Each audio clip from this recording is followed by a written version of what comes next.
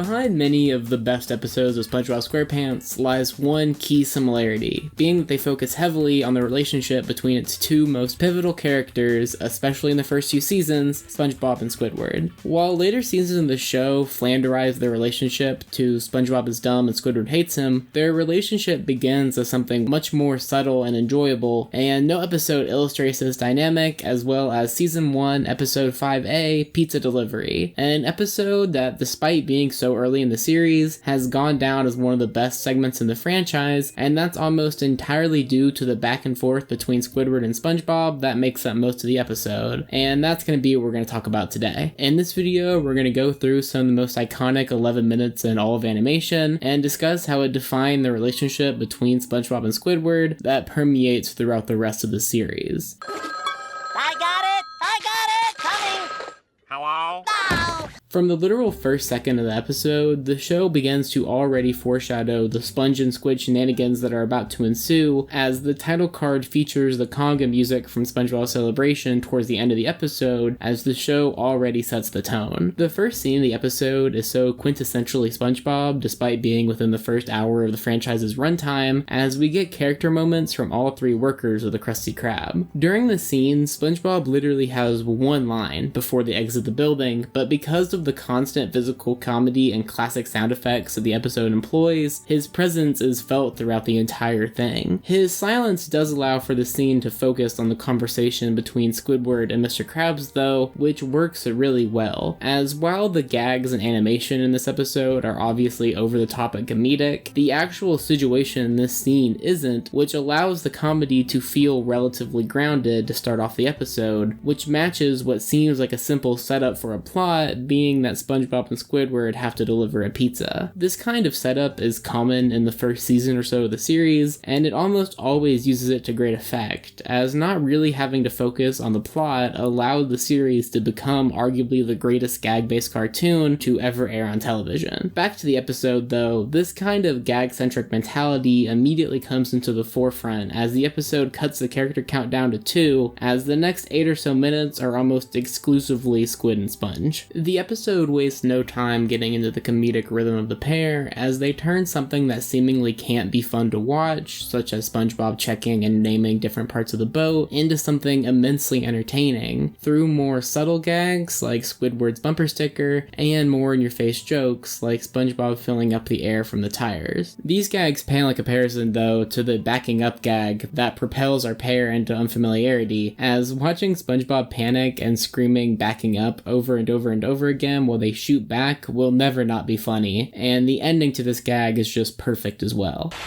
Backing up. Well, you backed up. This moment also has something else I want to touch on, which is how they handle the relative intelligences of both characters in this episode, as they switch back and forth which one of them is making the dumb decisions that get them more and more lost, instead of just making SpongeBob the one who continuously goofs off. While SpongeBob's lack of ability to drive caused them to back out into the middle of nowhere, it was Squidward that refused to drive in the first place, and he's the one who ultimately becomes responsible for losing the boat, as it's his kick that sends it back to Bikini Bottom. This kind of dynamic between the pair is expanded upon in the rest of the episode in a similar way, as neither character ever really becomes the permanent straight man. A great example of this comes in the hitchhiking scene, where SpongeBob claims to know that a 16-wheeler is coming just by listening to the ground. This scene's obvious conclusion is that it won't work, but lo and behold, here comes a 16-wheeler. Of course, at this point, you expect Squidward to still be his stuffy self, but when it cuts back to him, he's literally playing along with SpongeBob's pioneer bit. And in one final act of defiance for the episode, despite the Sponge's little pioneer dance and his recent history of being right about things, the trucker does not stop for a hitchhiker duo, and despite the show's cartoony nature that totally allows for a character like SpongeBob to get run over and be entirely fine, the episode makes a point to showcase that Squidward goes out of his way to save him. All of this creates an episode that constantly keeps the viewer laughing and on their toes, as nothing is predictable in this episode, episode, despite the initial setup of SpongeBob and Squidward have to deliver a pizza. I love how the episode immediately cuts after this moment to the pair in the storm, as not having to set up the storm slowly coming in keeps the jokes coming at a blistering pace. SpongeBob flying back and forth across the screen while Squidward stands still and yells at him might be the scene in this episode that most epitomizes their relationship, as watching SpongeBob just bonk him over and over and over again is still hilarious 24 years later. Watching the pair get sucked up into the tornado just oozes charm too, largely because of the entirely cell-based nature of this episode, which I've gone into depth complimenting in the other two Sponge videos on this channel, but it is worth another mention just how nice this episode looks. This scene serves as a nice transition to the final part of Pizza Delivery, where the interesting settings and plot devices fade out in order to give complete focus to SpongeBob and Squidward for one of the most memorable scenes in the entirety of the franchise. Hey, where's the road? Where's the road? The beginning of the sequence with Squidward seemingly talking directly to the camera and freaking out has some absolutely terrific off-model animation, and I love how it contrasts with SpongeBob slowly and gracefully falling from above. The next moment in this episode is quick, but is the only reason that the big memorable moment for Pizza Delivery that comes after works in the first place, and it's the fact that SpongeBob knew the way to get back to civilization through his pioneer methods, and that Squidward is the reason that the pair continue to get lost.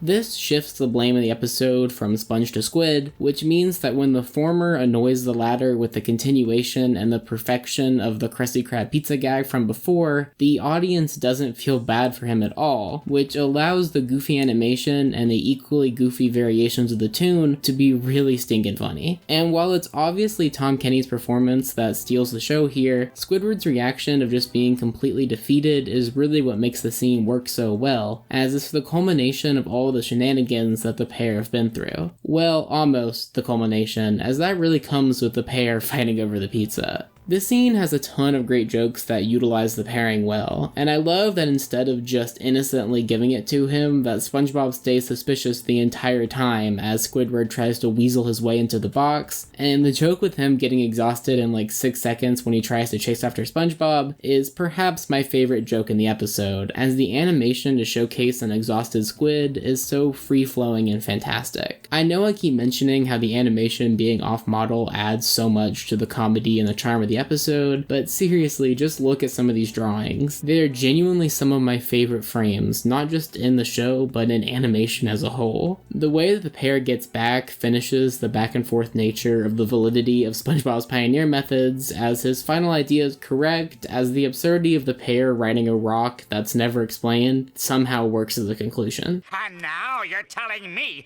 they thought they could drive?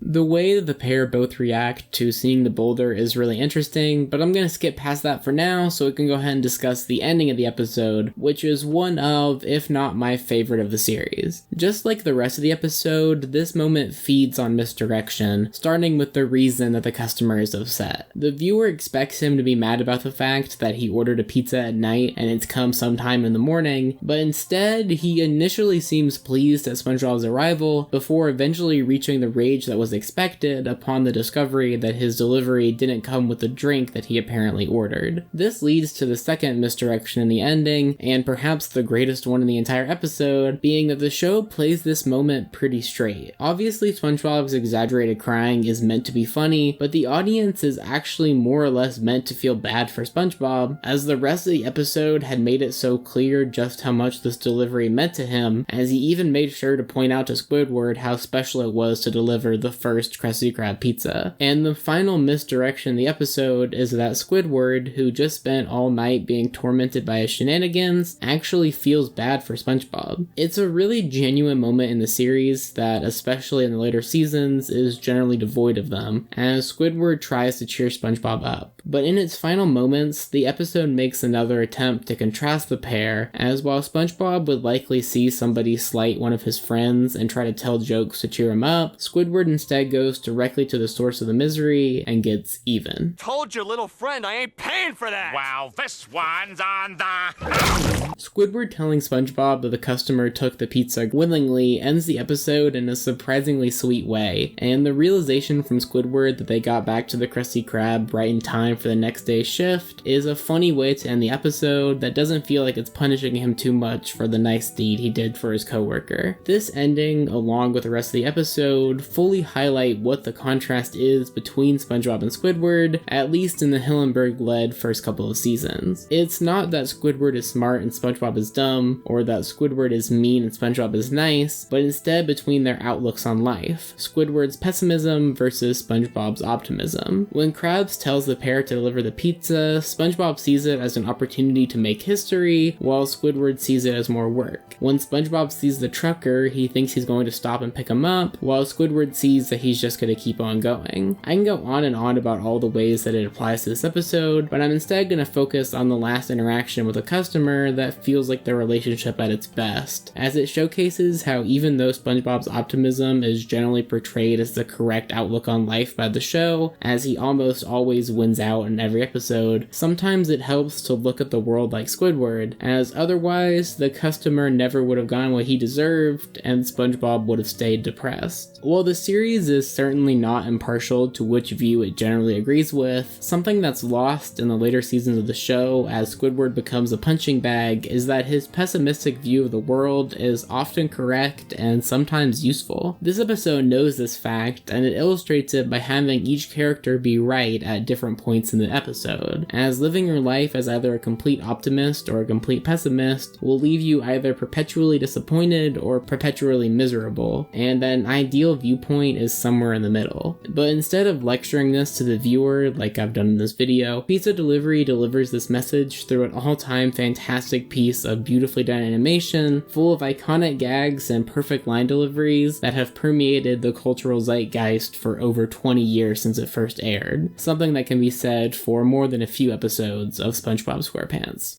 Anyway, that's going to be about it for me. If you have an episode of The Sponge or any other cartoon you want to see me cover, leave it down in the comments, and if you want to see even more of my terrible takes on animation, you can find my Twitter somewhere down there too. Either way, this has been AmpleSamuel, and I'll see you in hopefully just a few days with another video with a PNG of the character against a solid color with text in the style of the show's font as the thumbnail. Thanks for watching.